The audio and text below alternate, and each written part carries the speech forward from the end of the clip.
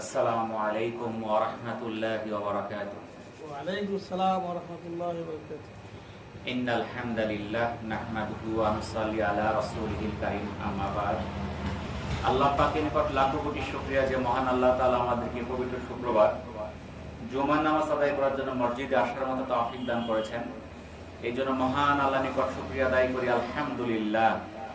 আজ পবিত্র মাহে রমজানের তৃতীয় শুক্রবার 16 তারিখ। রমজানের দ্বিতীয় দশক চলতেছে। এই দ্বিতীয় দশকে দুটি গুরুত্বপূর্ণ আমলের প্রস্তুতি সম্পন্ন করতে হয়। সেই দুটি গুরুত্বপূর্ণ আমলগুলো শেষ দশকে, কিন্তু প্রস্তুতিটা দ্বিতীয় দশকেই শেষ করতে হবে। যার জন্য আজকে সেই দুটি বিষয় নিয়ে আলোচনা করব ইনশাআল্লাহ। 1 নাম্বার লাইলাতুল কদর, 2 নাম্বার ইতিকাফ। কারণ পবিত্র রমজানের শেষ দশকের বিজুর রাত্রিগুলোতেই লাইলাতুল কদর। সেই হিসেবে আগামী মঙ্গলবার দিবাগত রাত থেকেই বিজুর রাত্রিগুলো শবে কদরের সম্ভাবনা রয়েছে। সূরা কদরে আল্লাহ তাআলা ঘোষণা করেন, বিসমিল্লাহির রহমানির রহিম, ইন্না আনজালনাহু ফি লাইলাতুল কদর। নিশ্চয়ই আমি কোরআন অবতীর্ণ করেছি কদরের রাত্রে। ওয়ামা আদরাকা মা লাইলাতুল কদর। কদর সম্পর্কে আপনি কি জানেন? লাইলাতুল কদর খায়রুম মিন আলফিশ শাহর। কদরের রাত 1000 মাস অপেক্ষা শ্রেষ্ঠ। তানাজ্জালুল মালাইকাতু ওয়ার রূহ ফিহা বিইজনি রাব্বিহিম মিন কুল্লি আমর। এই রাতে ফেরেশতাগণ এবং রূহ, এই রূহ দ্বারা বোঝানো হয়েছে জিবরাইল আলাইহিস সালাম। এই রাতে ফেরেশতাগণ এবং রূহ তাদের প্রতিপালকের আদেশে প্রত্যেক কাজে অবতীর্ণ হয়। সালামুন হিয়া হাত্তা মাতলাইল ফজর। এই রাত ফজর পর্যন্ত শান্তি ও নিরাপত্তা। তার লাইলাতুল কদর সম্পর্কে আল্লাহ তাআলা সূরা কদরে বিস্তারিত বলে দিলেন। এই রাত্রি ইবাদত করা 83 বছর 4 মাস ইবাদত করার চেয়েও উত্তম। 1000 মাস যেটা বছর রূপান্তর করলে হয় 83 বছর 4 মাস। শুধু 83 বছর 4 মাস না, এর চেয়েও অধিক উত্তম। বর্তমান যুগে মানুষের, আমাদের দেশে যে গড় আয়ু এই 83 বছরের চেয়ে অনেক কম। তাহলে যে ব্যক্তি একটা রাত্র এই শবে কদর ইবাদত করতে পারলো, তার নসিবে এই 83 বছর 4 মাস অপেক্ষাও অধিক ইবাদত করার চেয়ে সেটা উত্তম বা কল্যাণকর হবে। এই লাইলাতুল কদরের ফজিলত কি? রাসূল সাল্লাল্লাহু আলাইহি সাল্লাম বলেন, যে ব্যক্তি লাইলাতুল কদরে ঈমানের সাথে সওয়াবের আশায় রাত জেগে ইবাদত করে, তার পিছনের সমস্ত গুনাহ মাফ করে দেওয়া হয়। এটা সহিহ বুখারীর 1901 নম্বর হাদিস। তাহলে এই কদরের রাত্রিতে যদি কেউ সওয়াবের আশায় রাত জেগে ইবাদত করে, তার পিছনের সমস্ত গুনাহ মাফ করা একটা সুবর্ণ সুযোগ। আম্মা জান আয়েশা রাদিয়াল্লাহু তাআলা আনহা থেকে বর্ণিত, তিনি বলেন, ইয়া রাসূলুল্লাহ, আমি যদি কদরের রাত্র পেয়ে যাই তবে কি দোয়া পাঠ করব? আল্লাহ রাসূল বললেন, তুমি বলবে, আল্লাহুম্মা ইন্নাকা আফুবুন তুহিব্বুল আফওয়া ফাফু আননি। অর্থ, হে আল্লাহ, নিশ্চয়ই তুমি ক্ষমাশীল। হে আল্লাহ, তুমি ক্ষমাকারী। তুমি ক্ষমা করতেই ভালোবাসো, অতএব আমাকে ক্ষমা করে দাও। তিরমিজি 3513 এবং ইবনে মাজাহ 3850 নম্বর হাদিস। আয়েশা রাদিয়াল্লাহু তাআলা আনহা বলেন, উফাতের আগ পর্যন্ত প্রত্যেক রমজানের শেষের 10 দিন রাসূল সাল্লাল্লাহু আলাইহি সাল্লাম ইতিকাফ করেন। কিন্তু যে বছর রাসূল সাল্লাল্লাহু আলাইহি সাল্লামের উফাত হয়, সেই বছর তিনি 20 দিন ইতিকাফ করেন। এটা সহিহ বুখারীর 4998 নম্বর হাদিস। ইতিকাফ করলে ফায়দা কি? ইতিকাফ করলে প্রধান ফায়দা, এই রমজানের শেষ 10 দিন ইতিকাফ করলে তার লাইলাতুল কদর নসিব হবে। কারণ আমরা জানি না লাইলাতুল কদর কবে। আমরা অনেকেই শুধু 27 তারিখ একদিনই ইবাদত করি, কিন্তু আল্লাহ রাসূল কিন্তু বলে যান নাই যে 27 রাত্রিতে লাইলাতুল কদর, এরকম কোন বিশুদ্ধ হাদিস নাই। তাহলে বিশুদ্ধ হাদিস থেকে আমরা জানতে পারি শেষ 10 দিনের যে কোনো একটা বিজুর রাত্রি লাইলাতুল কদর। তাহলে সেটা পাইতে চাইলে আমাদের কি করতে হবে? তাহলে আমাদের ইতিকাফ করতে হবে। যদি আমরা ইতিকাফ করি তাহলে আমাদের অবশ্যই সেই যে বিজুর রাত্রটা সেটা আমরা পাওয়া যাবে। পবিত্র কোরআনে মাজিদে রব্বুল আলামিন ইরশাদ করেন, আমি ইব্রাহিম এবং ইসমাইল আলাইহিস সালামকে আদেশ করলাম, তোমরা তোমার ঘরকে সেই সকল লোকের জন্য পবিত্র করো যারা এখানে তাওয়াফ করবে, ইতিকাফ করবে এবং রুকু এবং সিজদা করবে। সূরা বাকারার 125 নম্বর আয়াতের অর্থ। তাহলে ইব্রাহিম আলাইহিস সালাম এবং ইসমাইল আলাইহিস সালাম তাদেরকে আল্লাহ তাআলা কি নির্দেশ দিলেন? পবিত্র কাবাকে পবিত্র করার জন্য। কাদের জন্য? যারা তাওয়াফ করবে, ইতিকাফ করবে, রুকু করবে, সিজদা করবে। তাহলে কাবাতে মানুষ কি করে? তাওয়াফ করে, সেখানে ইতিকাফ করে, রুকু করে, সিজদা করে, অর্থাৎ নামাজ আদায় করে। তাহলে এই ইতিকাফ অত্যন্ত একটা গুরুত্বপূর্ণ আমল। এই ইতিকাফ কি, এই সম্বন্ধে আমাদের জানার প্রয়োজন আছে। ইতিকাফ একটা আরবি শব্দ যার অর্থ হলো অবস্থান করা, অভিমুখী হওয়া, নিবেদিত হওয়া, নিরবচ্ছিন্ন হওয়া ইত্যাদি। ইতিকাফ এটা হচ্ছে আল্লাহর ইবাদতের উদ্দেশ্যে দুনিয়ার যাবতীয় ব্যস্ততাকে গুটিয়ে এমন মসজিদে অবস্থান করা যেখানে জামাতের সাথে 5 ওয়াক্ত নামাজ আদায় করা হয়। তাহলে দুনিয়ার সকল ব্যস্ততাকে রেখে এসে মসজিদে অবস্থান করা, যেখানে 5 ওয়াক্ত নামাজ আদায় করা হয়। এই ইতিকাফ কয় প্রকার? ইতিকাফ হচ্ছে 3 প্রকার। একটা হচ্ছে সুন্নাত, একটা নফল, আর একটা হচ্ছে ওয়াজিব। সুন্নাত ইতিকাফ কোনটা? রমজানের শেষ দশকে 21 তারিখ রাত, অর্থাৎ 20 তারিখ সূর্যাস্ত হয়ে যাওয়ার পরে 21 তারিখ শুরু হয়ে যায়। তাহলে এই 21 তারিখ অর্থাৎ 20 তারিখ দিবাগত রাত্র থেকে ঈদের চাঁদ দেখা পর্যন্ত ইতিকাফ করা হলো সুন্নাত ইতিকাফ। তাহলে 20 রমজান দিন পার হয়ে গেলেই ইতিকাফ শুরু করতে হবে, যেটা আগামী মঙ্গলবার। এই 10 দিন, যদি রোজার মাস যদি 29 হয় তাহলে 9 দিন। এই কয়দিন ইতিকাফ করা, এটা হলো সুন্নাত, সুন্নতে মুআক্কাদা। এটাকে সুন্নতে মুআক্কাদা কেন বলা হয়? কারণ আল্লাহ রাসূল এই ইতিকাফটা প্রতি বছরই করতেন। আর নফল ইতিকাফ কোনটা? নফল ইতিকাফ হলো এই রমজানের শেষ দশকে 15-10 দিনের কম। রমজানের মধ্যে হইতে পারে, রমজানের বাইরেও হইতে পারে, যে কোনো সময়ের জন্য হইতে পারে। এটা হচ্ছে নফল ইতিকাফ। সে 2 দিন, 5 দিন, 7 দিন, যে কোনো সময়ের জন্য করলে সেটা হলো নফল। সেটা সুন্নত আদায় হবে না। সুন্নত আদায় করতে চাইলে এই মঙ্গলবার মাগরিবের থেকে শুরু করে ঈদের চাঁদ দেখা পর্যন্ত তার মসজিদে অবস্থান করা হচ্ছে সুন্নত ইতিকাফ। আর ওয়াজিব কোনটা? ওয়াজিব হলো মান্যতকৃত ইতিকাফ বা সুন্নত ইতিকাফ ফাসেদ হয়ে গেলে সেটা কাজা আদায় করা। একজন মানছে আমি ইতিকাফ করব, মান্যত যদি করে সেটা তার জন্য ওয়াজিব করতে হবে। কিংবা সুন্নত ইতিকাফ নিয়ত করছে, নিয়ত করার পরে কোনো কারণে সে ভেঙে ফেলছে, ইতিকাফটা শেষ করতে পারে নাই, তাহলে সেটা পূরণ করাও তার জন্য ওয়াজিব। তাহলে ইতিকাফ কয় প্রকার জানলাম? 3 প্রকার। ইতিকাফ কোথায় করব? ইতিকাফ করার জন্য সওয়াবের দিক থেকে ইতিকাফের জন্য সর্বোত্তম স্থান হলো মসজিদে হারাম, মক্কাতুল মুকাররমা, কাবা ঘর। কাবা ঘরের চারপাশে যে মসজিদ আছে, এই হলো সর্বোত্তম স্থান। এরপর মসজিদে নববী, তারপরে মসজিদে আল আকসা, এরপর যে কোনো জামে মসজিদ, তারপর যে কোনো পাঞ্জিরানা মসজিদ। তাহলে উত্তমের বিচার করলে সবচেয়ে উত্তম কোনটা? মক্কাতুল মুকাররমা, কাবা ঘর। 2 নাম্বার মদিনাতুল মুনাওয়ারা, 3 নাম্বার মসজিদ আল আকসা ফিলিস্তিন, যেটা এখন অবরুদ্ধ আছে।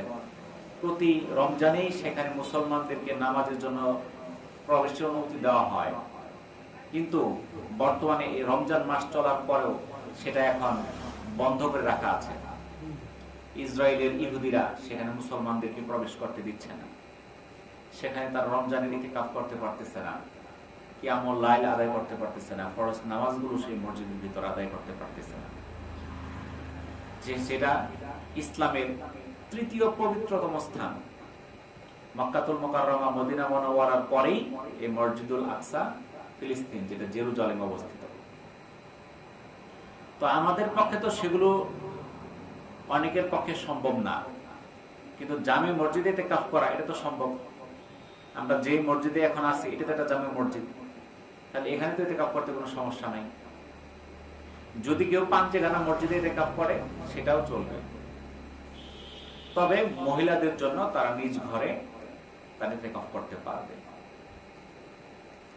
তাহলে আমাদের যারা ইতিকাফ করতে চাই তাদেরকে আমাদের এখনই সিদ্ধান্ত নিতে হবে, কারণ সামনে সময় নেই, শনি রবি সোম মঙ্গলবারই শুরু। তাহলে 3 দিনের মধ্যে আমাদের প্রস্তুতি নিতে হবে, আমরা ইতিকাফ করব কি করব না। ইতিকাফ করতেই হবে, কি জন্য? এটা সুন্নতে মুআক্কাদায়ে কিফায়া। এই মসজিদের মধ্যে যদি কেউই ইতিকাফ না করে এই মহল্লাবাসী সবাই গুনাহগার হবে, আর যদি 2-4 জন করে গুনাহ থেকে বাকিরা বেঁচে যাবে, কিন্তু সওয়াব হবে কার? যারা ইতিকাফ করবে তাদেরই। যদি কেউ মনে করে 2 জন ইতিকাফ করলে আমরা সবার সওয়াব হবে না, যারা ইতিকাফ করবে তাদেরই সওয়াব হবে, কিন্তু বাকিরা গুনাহ থেকে বেঁচে গেল। তো যাই হোক, রমজান মাসে আরো কয়েকটা আমল আছে, এর মধ্যে একটা হলো যাকাত আর একটা হলো ফিতরা, সাদকাতুল ফিতর। আল্লাহ তাআলা পবিত্র কোরআনে আমাদেরকে জানাই দিলেন অনুগ্রহ ভাজনকে।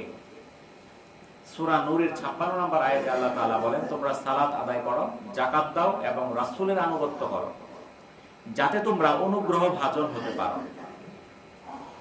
তাহলে আল্লাহর অনুগ্রহ ভাজন হইতে চাইলে কি করতে হবে? সালাত আদায় করতে হবে, যাকাত দিতে হবে এবং রাসূলের আনুগত্য করতে হবে, তাহলে অনুগ্রহ ভাজন হওয়া যাবে।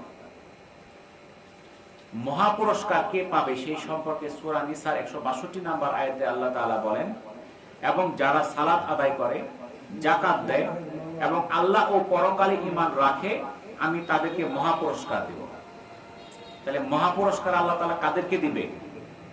যারা সালাত আদায় করে, যাকাত দেয়, আল্লাহ ও পরকালে ঈমান রাখে, তাহলে তাদের জন্য রয়েছে মহাপুরস্কার।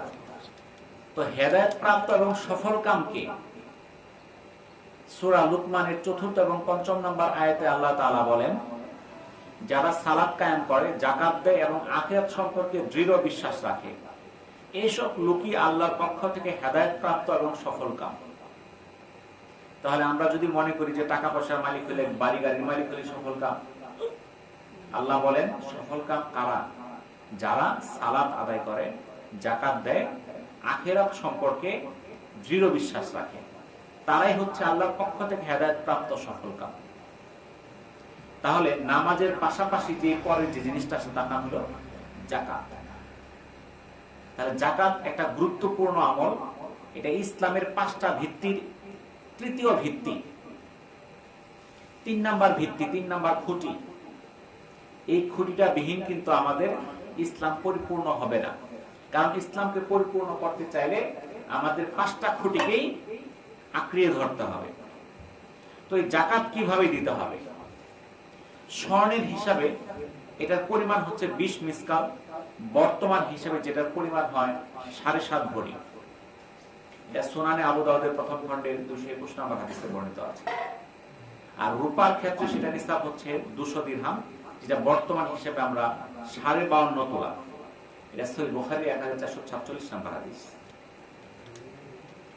তাহলে যদি 52.5 তোলা রূপা অথবা 7.5 ভরি স্বর্ণ তার কাছে থাকে, অথবা এর সমমূল্যের কোন সম্পদ 1 বছর পর্যন্ত তার কোন ব্যক্তির কাছে থাকে, তার যাকাত দেওয়া ফরজ।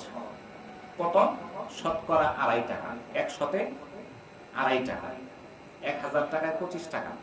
1,02,500 টাকা। এটা জাকাত দেওয়া কি ফরজ। রাসূল সাল্লাল্লাহু আলাইহি সাল্লাম বলেন, প্রয়োজনে উদ্বৃত্ত টাকা পয়সা বা ব্যবসা বাণিজ্যের দ্রব্যমূল্য যদি 52 তোলা রূপার সমপরিমাণ হয়, তাহলে জাকাতের নিসাব পূর্ণ হয়েছে ধরা হবে এবং এর জাকাত দিতে হবে।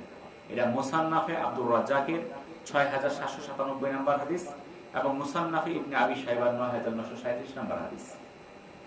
তাহলে একজন এখানে যেহেতু আমরা জানলাম যে 7.5 ভরি স্বর্ণ থাকলে তার উপর জাকাত ফরজ। এখন তার 7.5 ভরি স্বর্ণ নাই, আছে 2 ভরি 3 ভরি। আবার 52.5 ভরি রূপা থাকলে তার জন্য জাকাত ফরজ। 52.5 ভরি রূপাও তার নাই, কারণ আমাদের কাছে এগুলো থাকে না সাধারণত, হয়তো 2 ভরি থাকে, এরকম এত তো থাকে না।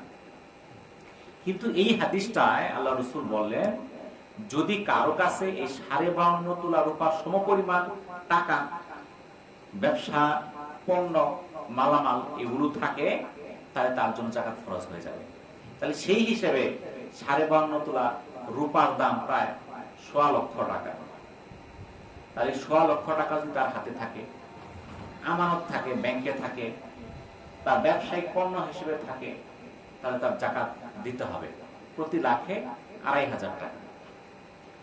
এখন কেউ মনে করে ব্যাংকে টাকা রাখি, সেখানে সুদের হিসাব আছে, সেটা কি করব? আসলে বর্তমানে এখনই কিন্তু বাড়িতে মানুষ টাকা রাখে না নিরাপত্তার জন্য। নিরাপত্তার জন্য প্রয়োজন কোথায়? ব্যাংকে টাকা রাখতেই হয়।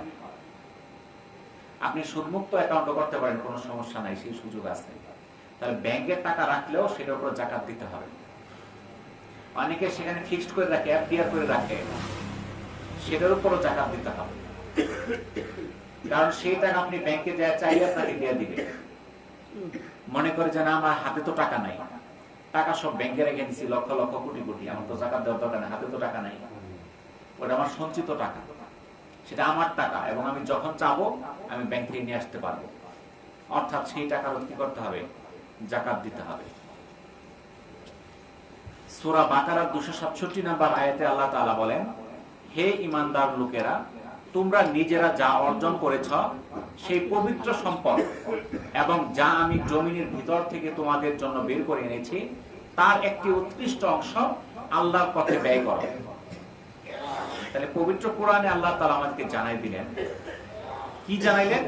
হে ঈমানদার লোকেরা, তোমরা নিজেরা যা অর্জন করেছ অর্থ কি? আমরা কামাই করি, ব্যবসা করি, বাড়িতে চাকরি করি, কৃষি কাজ করি, বিভিন্ন কিছু অর্জন করে আমরা টাকা অর্জন করি না?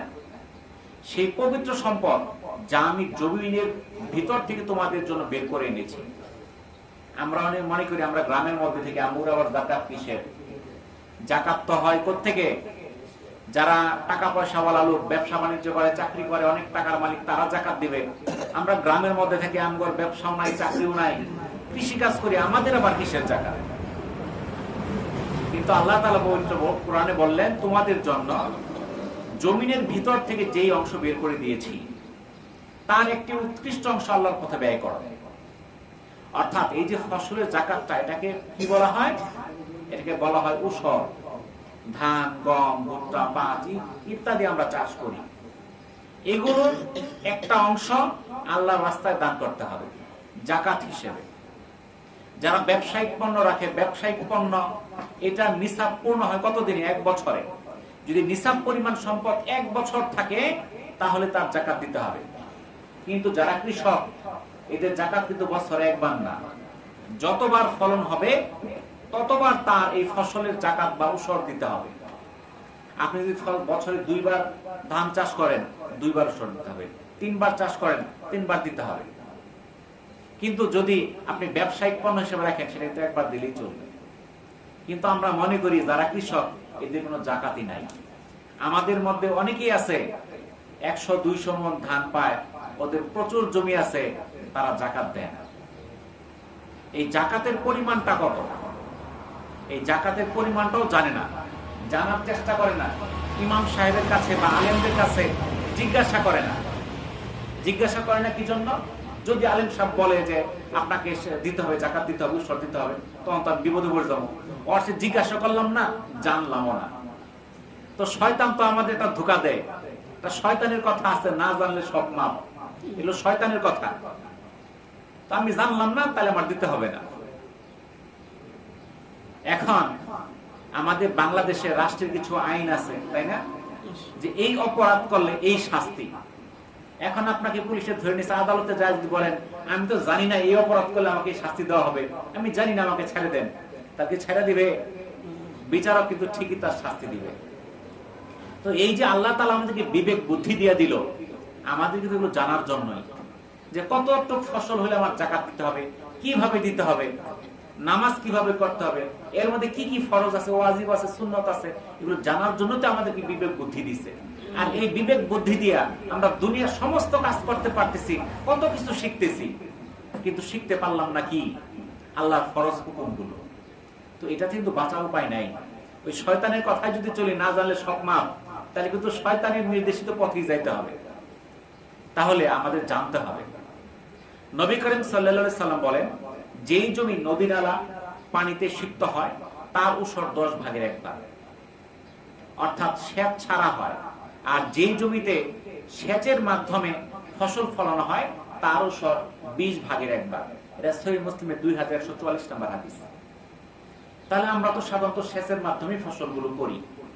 তাহলে সেচের মাধ্যমে ফসল করলে 20 মনে 1 মন, যদি কার 100 মন ধান হয় তাহলে কত দিতে হবে? 5 মন দিতে হবে। তো যাকাতের একটা নিসাব আছে। নবী করিম সাল্লাল্লাহু আলাইহি সাল্লাম বলেন, 5 উসাকের কম পরিমাণ শস্যের মধ্যে কোনো যাকাত নাই, 5 উটের কম সংখ্যায় কোনো যাকাত নাই, 5 উকিয়ার কমে কোনো যাকাত নাই। এটা সহিহ মুসলিমের 2135 নম্বর হাদিস।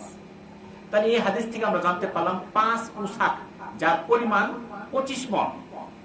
25 মণ যদি ধান কারো হয় বা অন্য ফসল হয়, গম হয়, ভুট্টা হয়, তাহলে তার যাকাত দিতে হবে। তো আমাদের কিন্তু অনেকেরই কিন্তু ফলন আমাদের 25 মণের বেশি, কিন্তু আমরা এই যাকাত দিতে চাই না। দিতে চাই না কেন?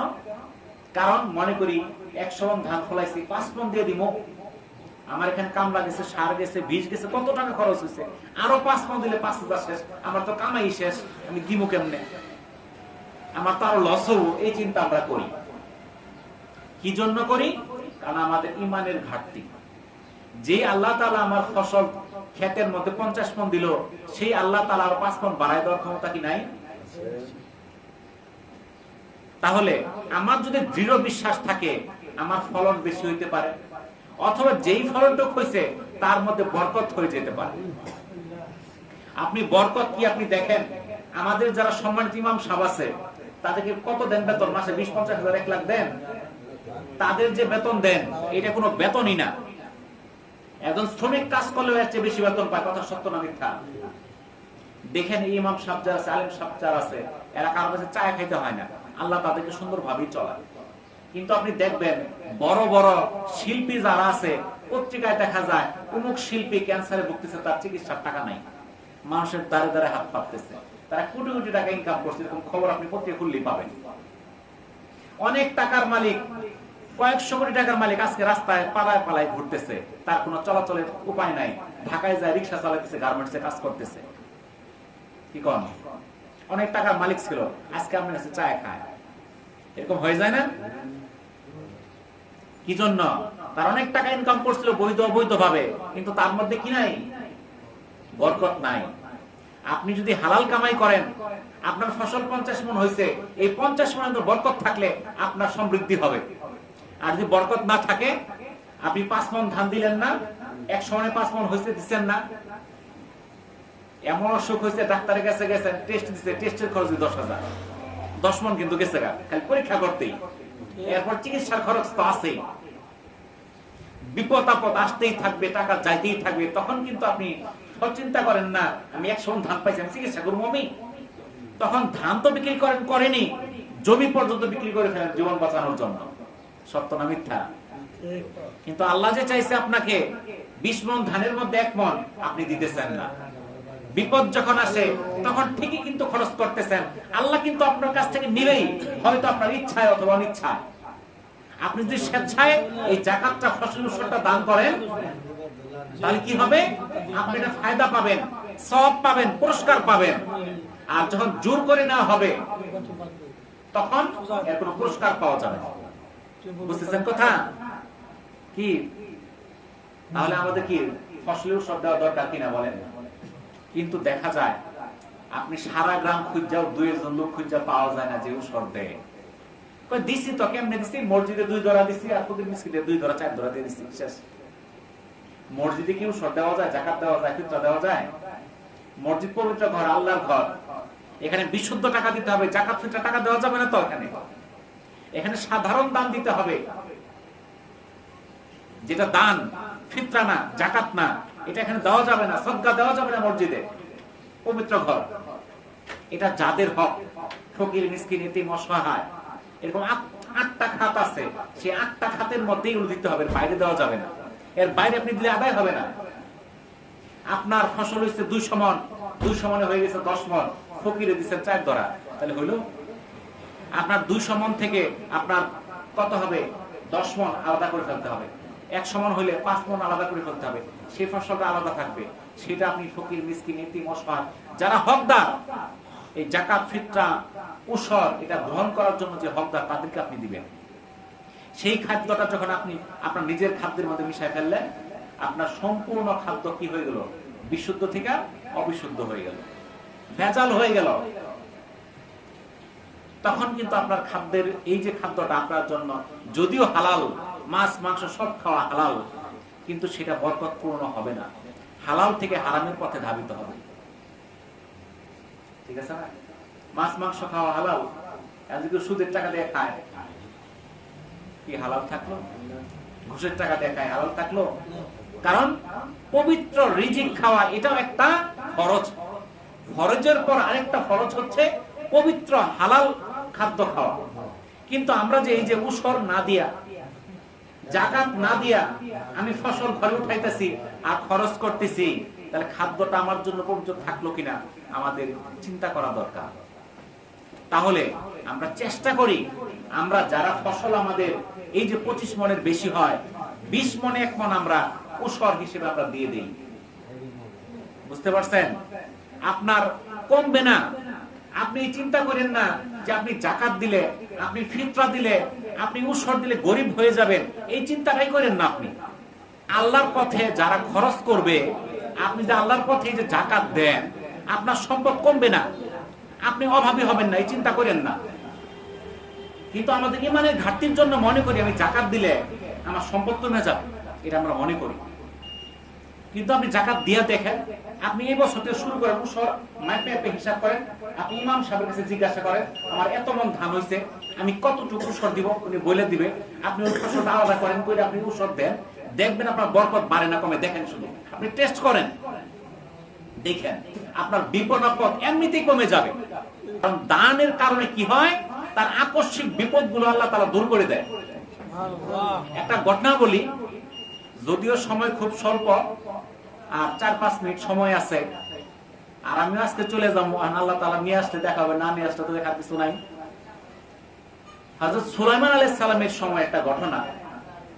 এক ব্যক্তি ছিল, সে পাখির ডিম খাইতো, গাছের মধ্যে পাখি ডিম পারতো, সে ডিমগুলো পায়রা খেয়ে ফেলতো।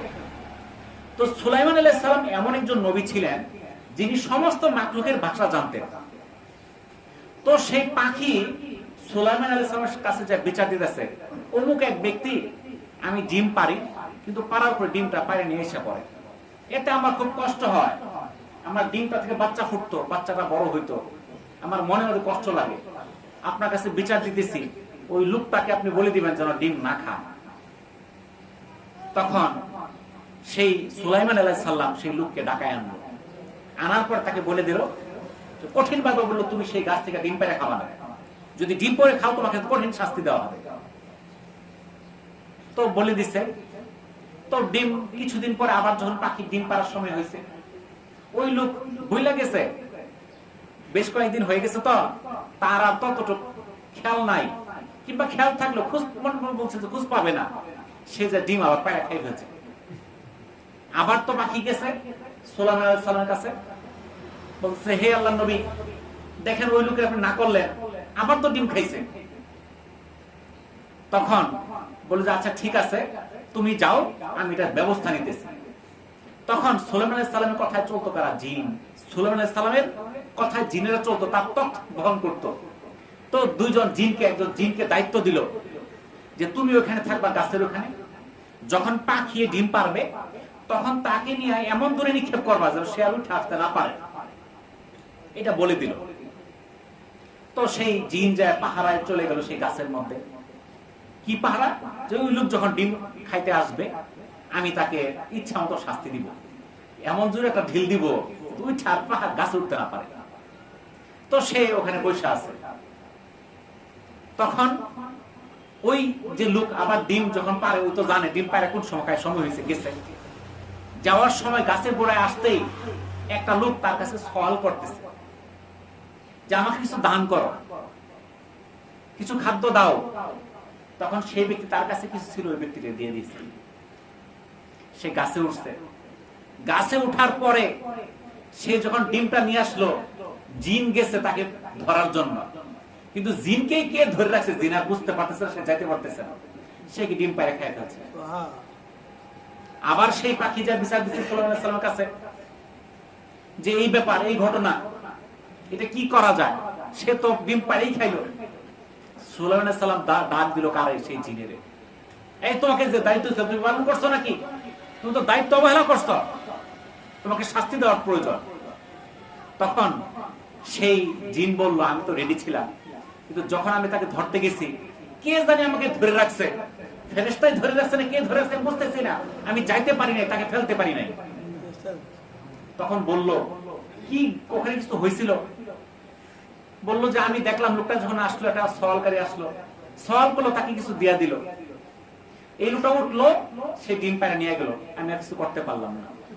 বললো এটাই কারণ, তার দানের কারণে তার যে বিপদটা ছিল, তুমি তাকে ঢিল মারলে হয়তো তার পাটা ভেঙে যেত, আর সে গাছে উঠতে পারতো না। সে বিপদ থেকে আল্লাহ তাআলা তাকে মুক্তি দিয়ে দিচ্ছে। তাহলে আপনার ছোটখাটো বিপদগুলো সব চলে যাবে এই দান সদকার মাধ্যমে, এই যাকাত ফিতরার মাধ্যমে। এই যাকাত মানে পরিশুদ্ধতা, আপনার সম্পদটা পবিত্র হয়ে যাবে। হযরত আব্দুল্লাহ ইবনে আব্বাস রাদিয়াল্লাহু তাআলা আনহু থেকে বর্ণিত, হযরত রাসূলুল্লাহ সাল্লাল্লাহু আলাইহি সাল্লামকে সাদকাতুল ফিতর সম্পর্কে জিজ্ঞাসা করা হলে তিনি বলেন, সাদকাতুল ফিতরকে অপরিহার্য করা হয়েছে অনর্থক অশালীন কথা এবং কাজে রোজার যে ক্ষতি হয়েছে তা পূরণের জন্য এবং নিঃস্ব লোকের আহারের জন্য। এটা সুনানে আবু দাউদের 1609 নম্বর হাদিস। তাহলে সাদকাতুল ফিতরকে অপরিহার্য করা হয়েছে কেন? অনর্থক অশালীন কিছু কাজ কথার জন্য। রোজায় কিছু ক্ষতি হয়েছে, আমাদের চলাফেরায় টুকটাক ছোটখাটো আমরা ভুল কথা, বাজে কথা বলে ফেলি। এই যে ভুলে আমরা ছোট দুই চারটা কথা বলে ফেলছি, এই ক্ষতিটা পূরণের জন্য, নিঃস্ব এবং অভাবী লোকের আহারের জন্য এই সাদকাতুল ফিতর ধার্য করা হয়েছে। তাহলে আমাদের রোজার মধ্যে একটা ভুল তো হইতেই পারে, হইতে পারে না? তাহলে সাদকাতুল ফিতর তারা সেই ভুল ত্রুটিগুলো আল্লাহ তাআলা মাফ করে দিবে। এটার বিনিময়ে যারা অভাবী অনাহারে আছে তারা কিছু খাদ্য পাবে।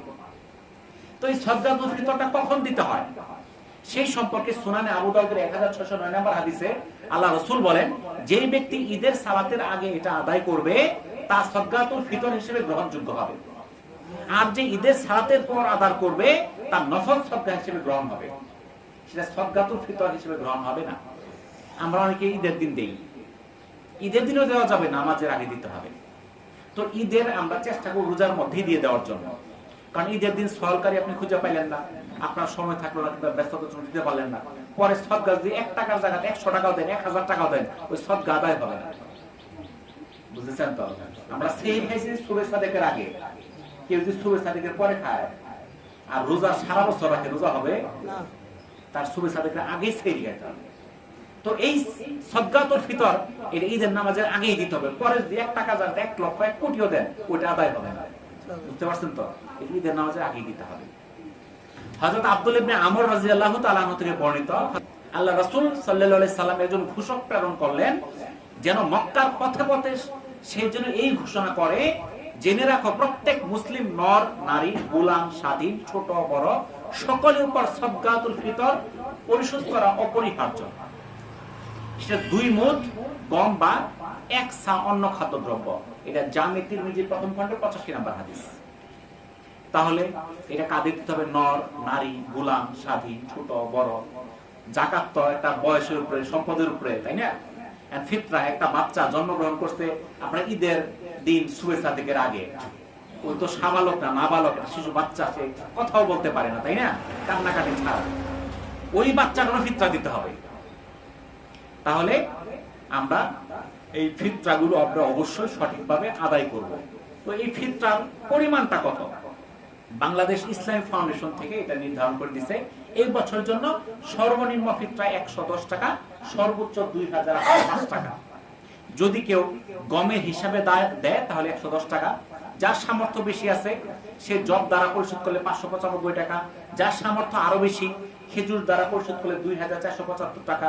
যার সামর্থ্য আরো বেশি কিসমিস দ্বারা পরিশোধ করলে 2640 টাকা। যার সামর্থ্য আরো বেশি সে পনির দ্বারা পরিশোধ করলে 2805 টাকা। প্রতিটা ফিতরা এটা পরিশোধ করতে হবে। কিন্তু আমরা গ্রামের মধ্যে যার জমি 5 কাঠা ওই 110 টাকা, যার জমি 5 কুর ওই 110 টাকা, এটা কিন্তু না। যার যে সামর্থ্য অনুযায়ী উত্তম জিনিসটা দান করবে। যার সামর্থ্য কম সে 110 টাকা দিলে হয়ে যাবে, সমস্যা নাই। আপনি কোটি টাকার মালিক, আপনি 110 টাকা দিলেন, এটা তো চলবে না। আপনার সামর্থ্য অনুযায়ী আপনি কি করবেন? ফিতরাটা দিবেন। এই ফিতরার হকদার কারা? ফিতরার হকদার লোক দরিদ্র, এতিম, অসহায়, ফকির, মিসকিন। তো আপনারা প্রতি বছর ফিতরা দেন। আর আপনারা জানেন আমার একটা এতিমখানা আছে, এবং সেই এতিমখানায় এই মসজিদ থেকে সর্বোচ্চ পরিমাণ ফিতরা কালেকশন হয়। এটা আমার একটা গর্বের বিষয় যে আমার বাড়ির থেকে, আমার গ্রামের এলাকা থেকে সবচেয়ে বেশি কালেকশন হয়। এটা একটা গৌরবের বিষয়, যেহেতু প্রতিষ্ঠানটা আমার এই এলাকার বাইরে। আপনারা জানেন আমার মাদ্রাসায় অনেকে গেছেন বিভিন্ন সময়ে। আমার মাদ্রাসায় যতগুলো এতিম আছে শেরপুর জেলায় কোনো প্রতিষ্ঠানে এত এতিম নাই। প্রায় 50 জনের কাছাকাছি এতিম আছে, যাদের থাকা, খাওয়া, কাপড় চোপড়, চিকিৎসা, ওষুধপত্র যা প্রয়োজন আমরা সবই দিয়ে থাকি। এবং এই খরচের টাকাটা শুধু আমরা জাকাত ফিতরা থেকে ব্যবহার করি।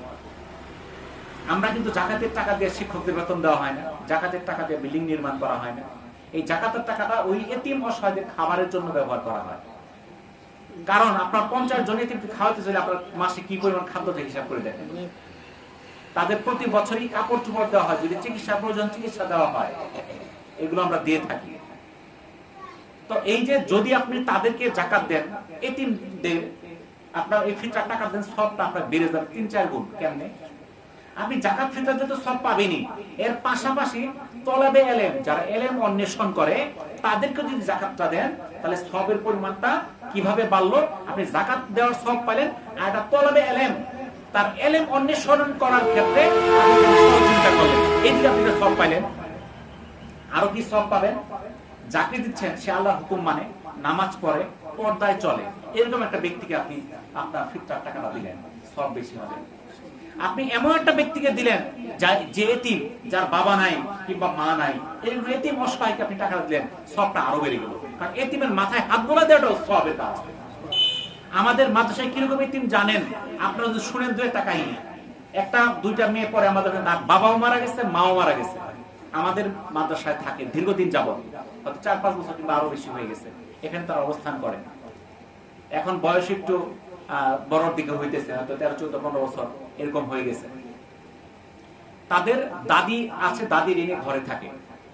তাদের ঘরে থাকার মতো যে বাড়ি যাওয়ার অবস্থা ওইরকম নাই, মানে কুকুর এক দিয়ে ঢুকে এক দিয়ে বের হয়, এরকম অবস্থা। বাথরুম করতে আরেকজনে বাথরুমে যায়, পানি আনতে হয় আরেকজনের কল থেকে। তার একটা বাথরুম, একটা কল করে দেওয়া হলে একটা ঘর করে দেওয়া, প্রায় লাখ টাকার উপরে খরচ। ওই মেয়েটা এমন অবস্থা, এই গত 1 মাস আগে তার দাদিটাও মারা গেছে। অর্থাৎ বাড়ির গেলে যে একটা লোক নিয়ে এসে থাকবে সেই মেয়েটা, তার এরকম সহায় সম্পর্ক নাই।